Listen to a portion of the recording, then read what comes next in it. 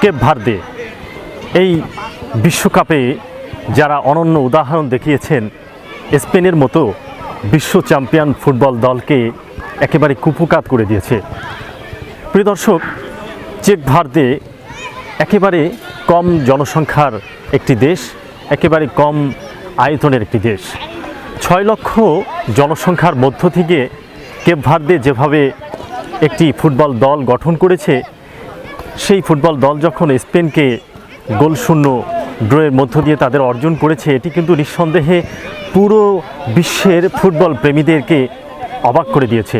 আমরা যতদূর জেনেছি, ইউরোপীয় যে দেশগুলো রয়েছে সেখানে তারা বিভিন্ন সময় বন্দীদের এনে এই কেপ ভার্দে রাষ্ট্রে তারা রেখে দিত এবং একটা সময় আমেরিকায় পাঠানো হতো। ওই সময়টাকে বলা হতো যে কেপ ভার্দের একটি অন্ধ কারাচ্ছন্ন যুগ। এই অন্ধ কারাচ্ছন্ন যুগ থেকে ধীরে ধীরে এই কেপ ভার্দে আজকে ফুটবলের মতো জায়গায় তারা আসলে অংশগ্রহণ করেছে, এটি কিন্তু সোজা কথা না। আশেপাশের দ্বীপগুলো রয়েছে, যে দ্বীপগুলো নিয়েই মূলত কেপ ভার্দ রাষ্ট্রের জন্ম। এই দ্বীপগুলো এক একটা দ্বীপ আগ্নেয়গিরি থেকে জন্ম নিয়েছে। আগুন থেকে জন্ম নেওয়া একটি রাষ্ট্র কিভাবে তাদের খেলার ধরন, ফুটবলের কৌশল তারা রপ্ত করেছে, যেখান থেকে তারা এই যে কঠোর পরিশ্রমের যে একটা বার্তা তারা তাদের খেলার মধ্য দিয়ে সেই বার্তা কিন্তু দিয়েছে। আপনারা জানেন যে আফ্রিকা মহাদেশে এই কেপ ভার্দে রাষ্ট্রটির উত্থান।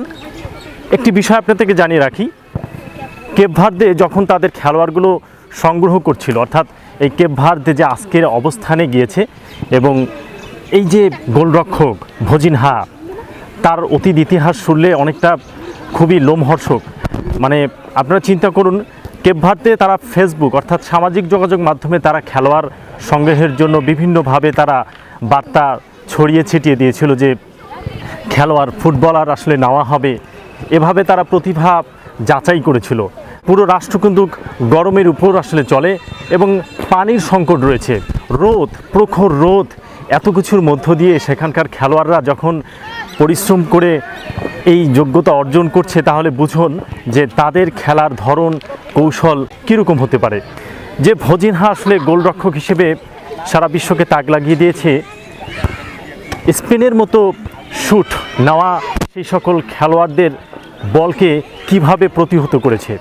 এই বিশ্বকাপ যে অনেক কিছুই তাক লাগিয়ে দিচ্ছে সেটি নিঃসন্দেহে বলা যায়। কুরাসাও, যেটি যদিও 1 গোল তারা দিতে পেরেছে জার্মানিকে, আর জার্মানি দিয়েছে 7 গোল, এটিকে অনেকে মস্করা করে যদিও সেই ব্রাজিলের 2014 সালের খেলাকে নিয়ে।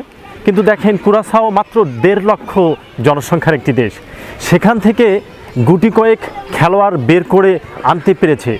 এটি 1.5 লক্ষ জনসংখ্যার মধ্য থেকে যদি সম্ভব হয়ে থাকে, তাহলে বাংলাদেশে আসলে 18, 19, 20 কোটি জনসংখ্যা থেকে কেন সম্ভব নয়?